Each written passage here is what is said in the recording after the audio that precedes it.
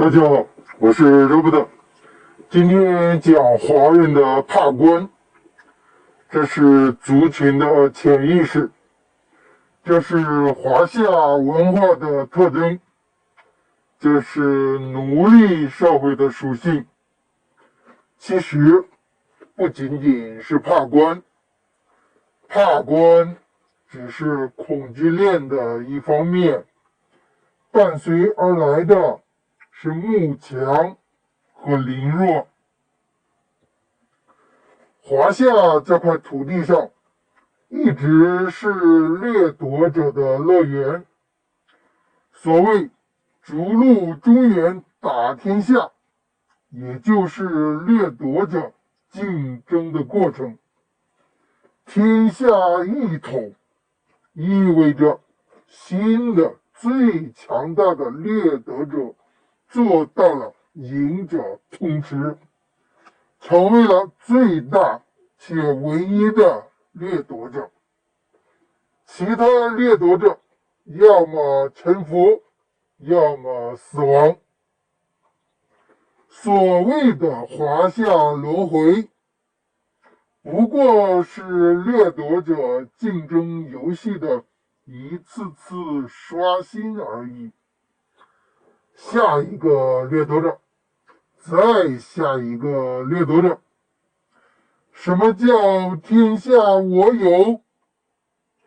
土地、人口、山川、飞鸟、走兽、虫鱼，皆是胜利者所有。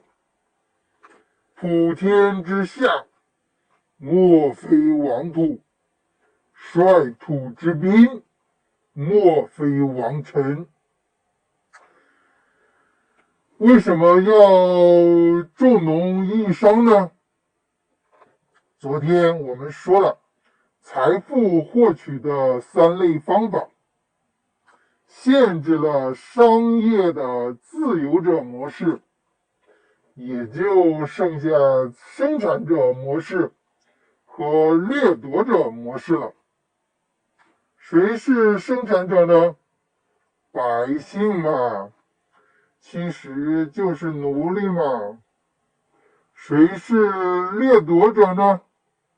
帝王嘛，和王权家族的狗腿子们，也就是狗官了。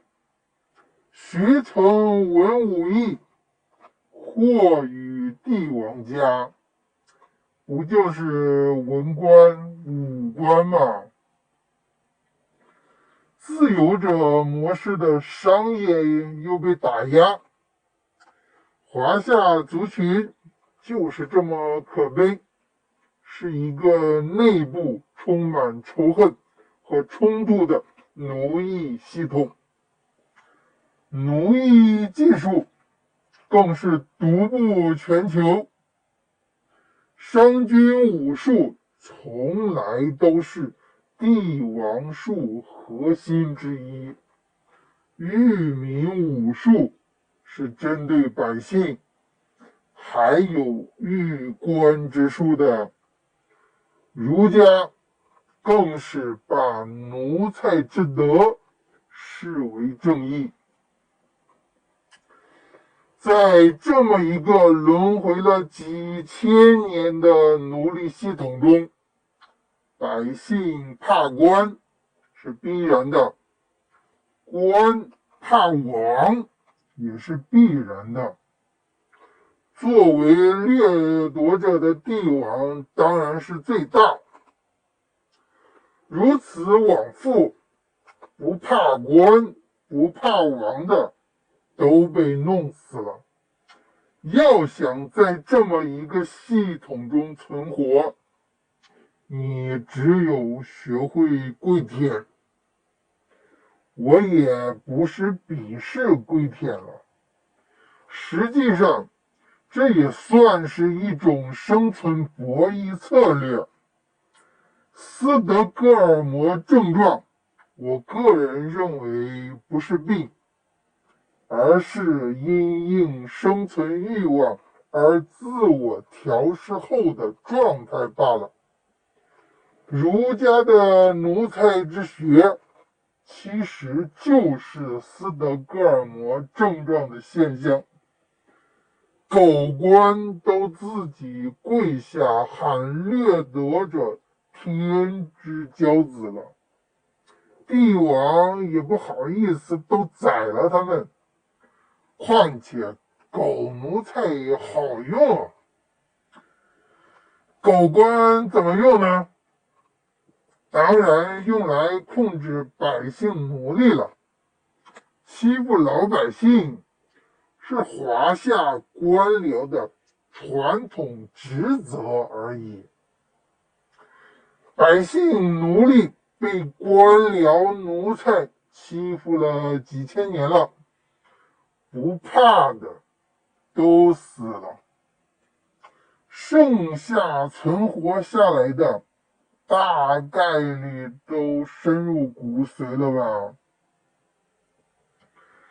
掠夺者并不会直接去欺压百姓，基本都是通过官僚，所以百姓怕官，但是有时会想着什么进京告御状，指望帝王给他们伸冤一下。差不多了吧，也就是这么几千年下来之后，华夏族群的潜意识里就是怕官，已经是文化基因了吧。即使移民到海外的华人，也极少乐意参与政治。为什么呢？因为恐惧嘛。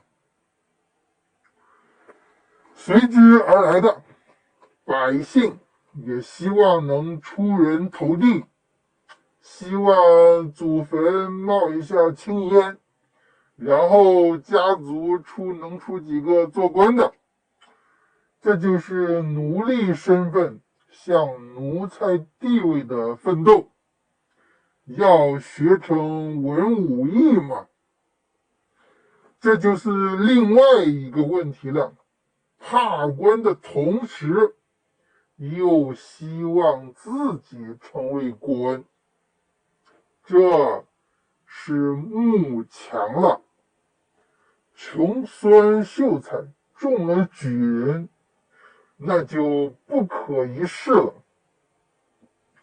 对于老百姓而言，帝王是不敢想的了。但是读书识字或者学习拳脚，也是有机会获得官服官帽，而从此功名利禄、富贵荣华。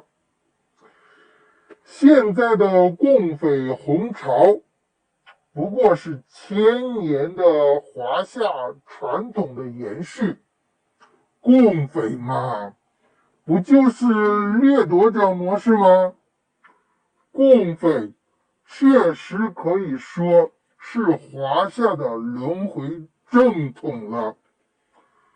中华民国不是华夏传统，中华民国是民主的，中华民国是自由的，中华民国是欧美血统。中华民国并非华夏传统啊。华夏传统其实应该类属于中华帝国，中华民国是百姓做主的国家，是打破了华夏传统的轮回的。好像扯远了。好了，总结一下吧，华夏一直都是掠夺者当道，官僚就是掠夺者统治奴隶的抓手和工具。几千年的固化，怕官是华人骨子里的潜意识记忆。今天就这样子吧。明天继续延伸这个话题，明天见。